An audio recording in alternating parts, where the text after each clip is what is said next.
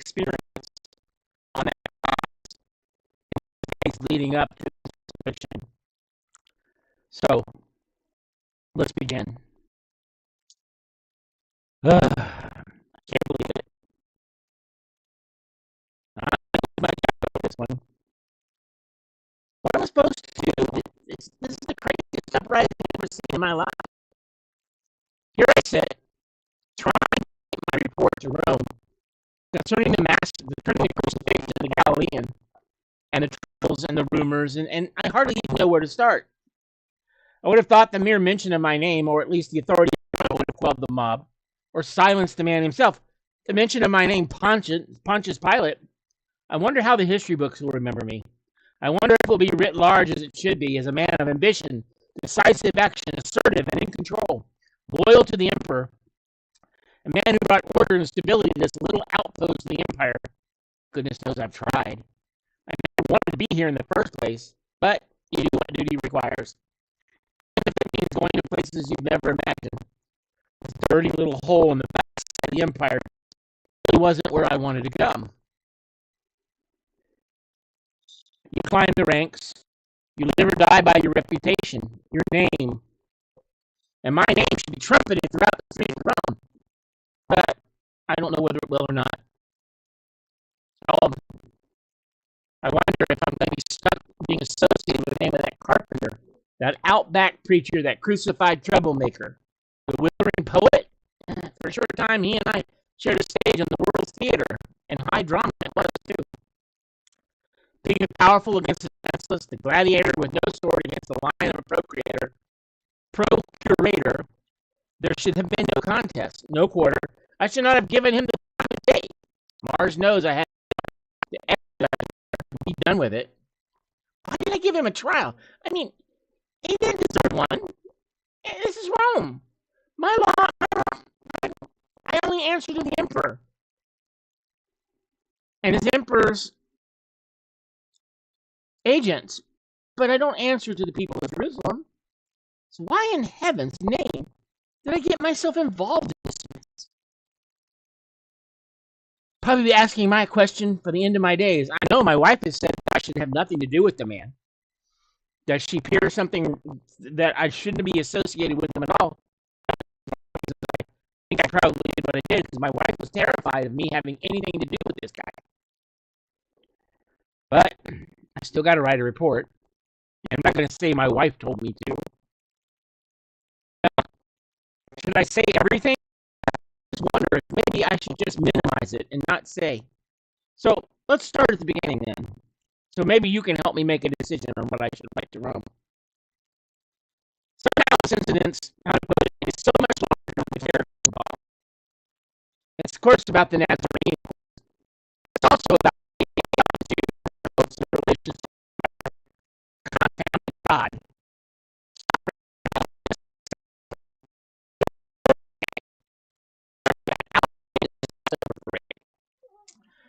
I think one of their scriptures wrote it this way.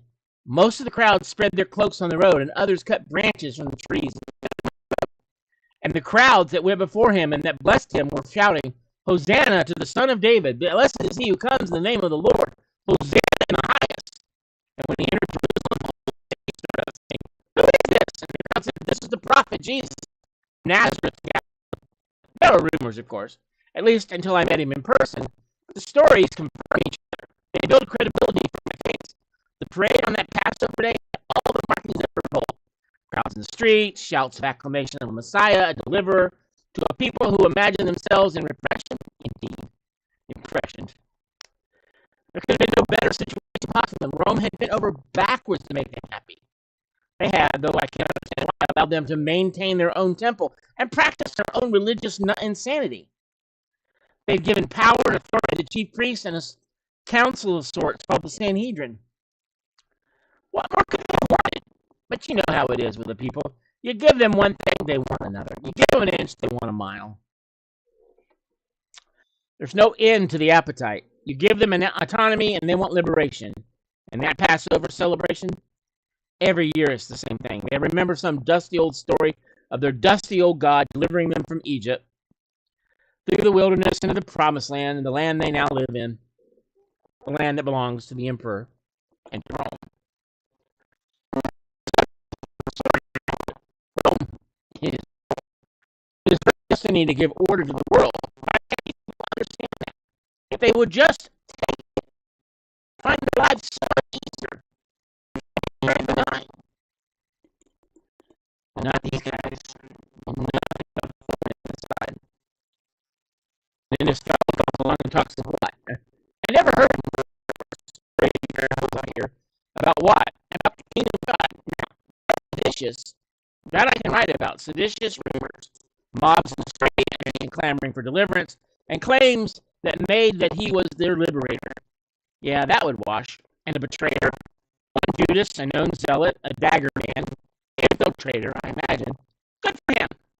Priests paid him off with good over. At least some of them knew what was good for them, good for the empire.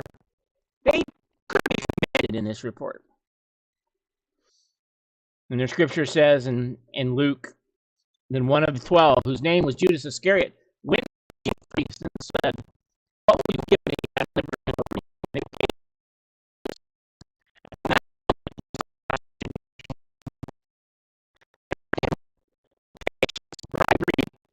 gave soldiers. He was where they expected to be. He was in the garden.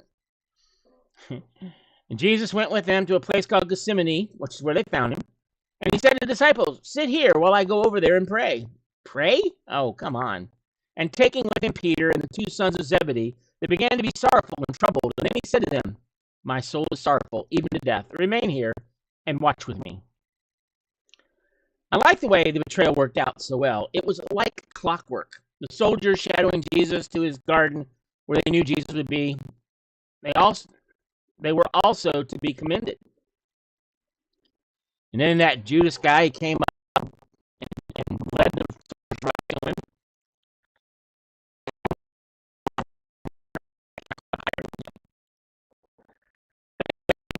They arrest him. Revolution. It was easy.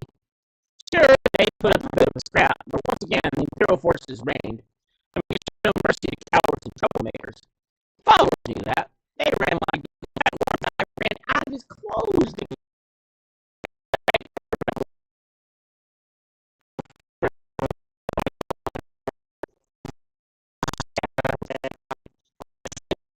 Procedural.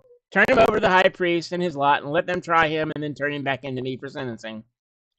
Caiaphas was well paid. He wouldn't risk his position with Rome for a backwood preacher. It was laptop and held that trial, Caiaphas and then his son held it, and they held it to the Sanhedrin, and they held it. Said that they couldn't have a trial at night, but I don't think it really mattered. It was a foregone conclusion. So we had our charge, blasphemy. You know, that's the problem with that is, of course, that it's not a Roman charge. You can't charge a citizen of Rome, or you can't charge even a subject of Rome with blasphemy. Not that it means anything. For me, it was good enough. What am I, a theologian? What should I care what they agreed to charge him with? It was enough that he was on trial, and I was going to be his judge. I couldn't report blasphemy to Rome, though. They would never understand. But treason, sedition, plotting to establish a rival kingdom within the empire, that was worth pursuing. Surely the Passover crowd was shouting that out. There were hundreds of witnesses. He was feeding the agitation of the mob. Son of David, King of Jews. Yes, that was the end of the cross. He could agree to the charge. And they brought him before me. I asked him, "Are you king of the Jews?" He said, "You have said so." Maybe I said so. I just asked you a question. I didn't answer my question. But he gave no answer. The chief priests and the elders were there, and they accused him. And I asked him, "What is the matter with you? Don't you hear how many things they're testifying against you?" He didn't say a word. Not even a single charge. Said that the government, I was amazed. Man, what a pain in the neck. You know what? Herod's here.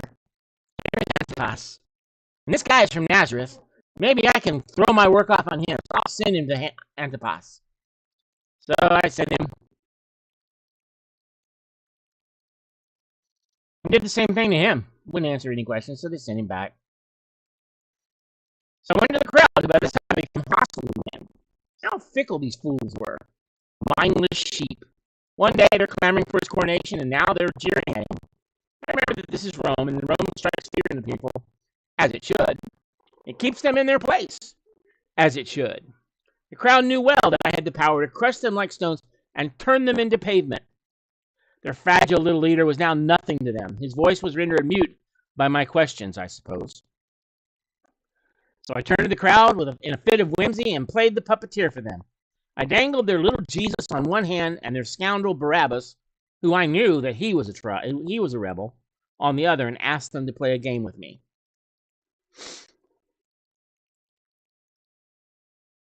And I asked him, who do you want me to release for you, Barabbas or Jesus?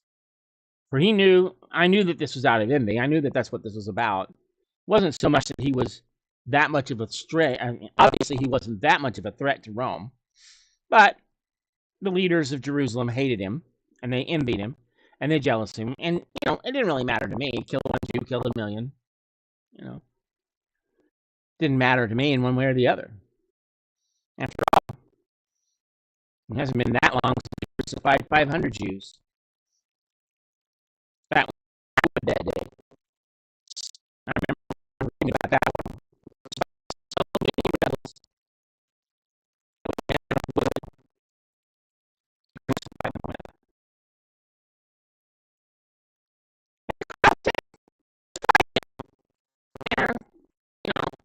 I wasn't quite sure because what my wife said. Of course, I'm not going to say that.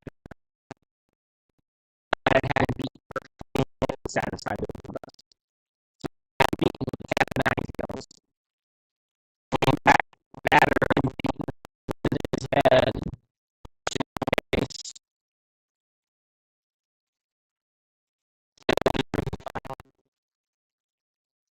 I gave him over to be crucified.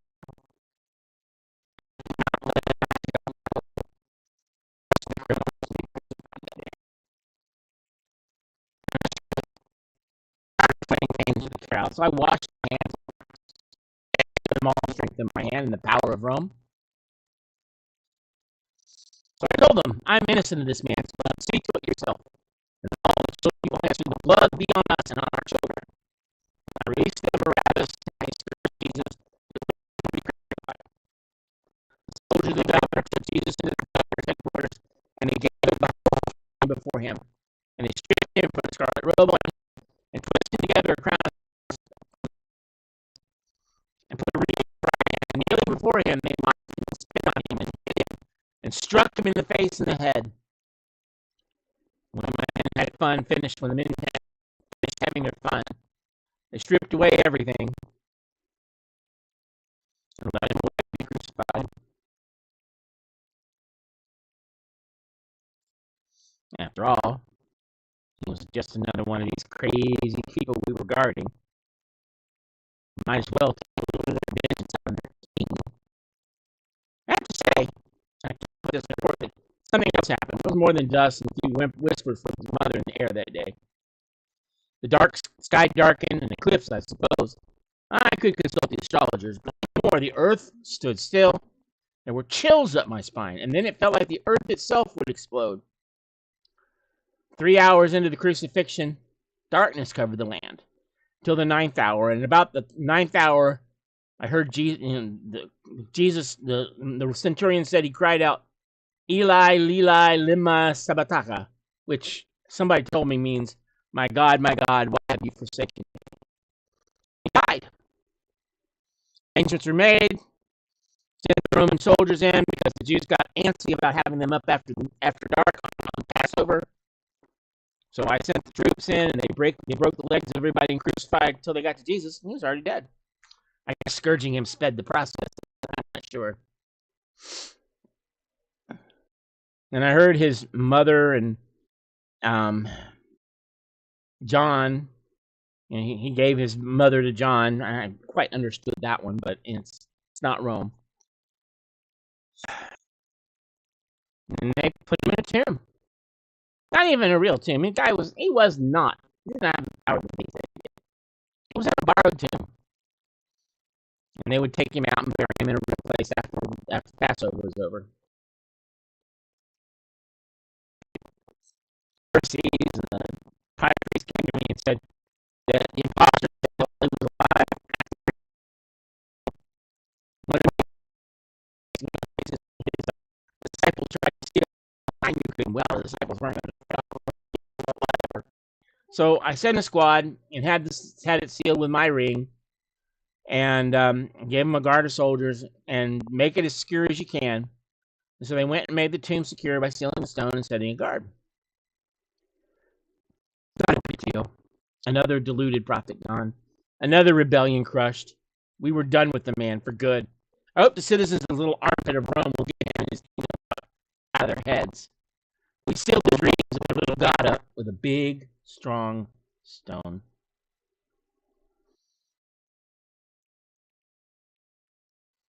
And so it seems that all hope was gone.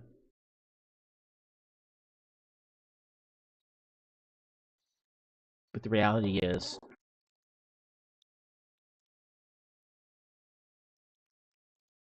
that regardless of what we tried to do, keep him in the throne,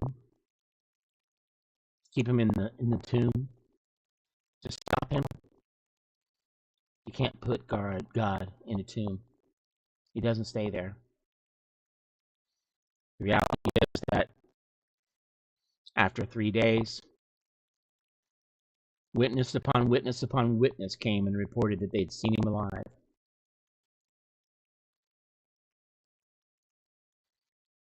They paid off the guards.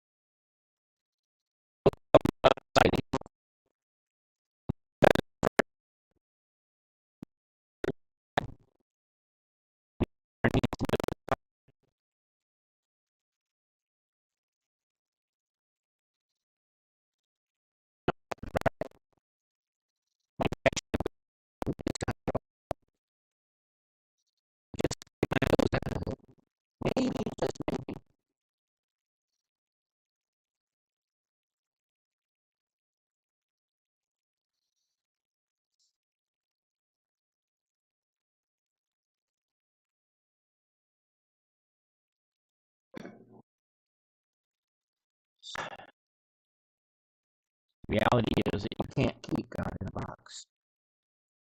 You can't keep Jesus in the tomb.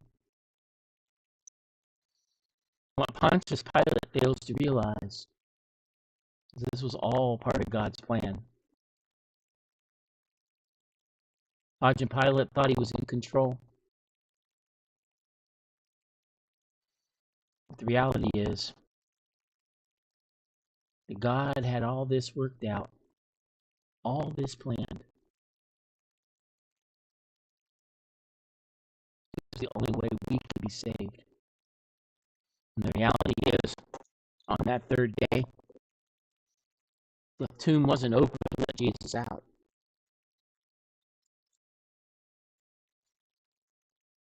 The tomb was open to show us that it was empty.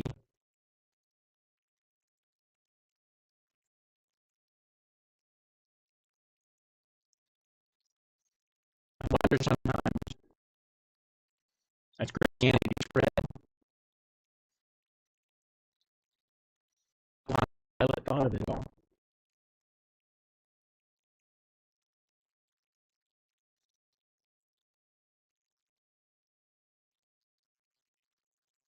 Close in prayer.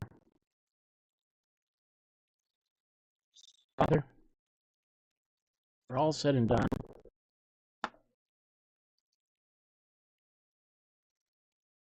and for a mighty God who conquered sin.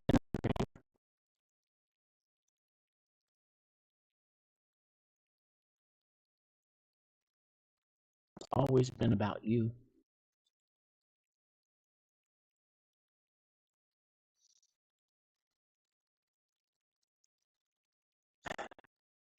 the sacrifice your son made changed millions.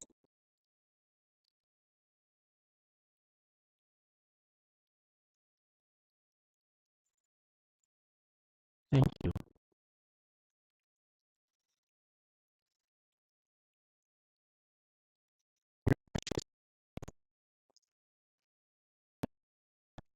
Now, those of you, I know this is a short service. I realize that it's for a reason.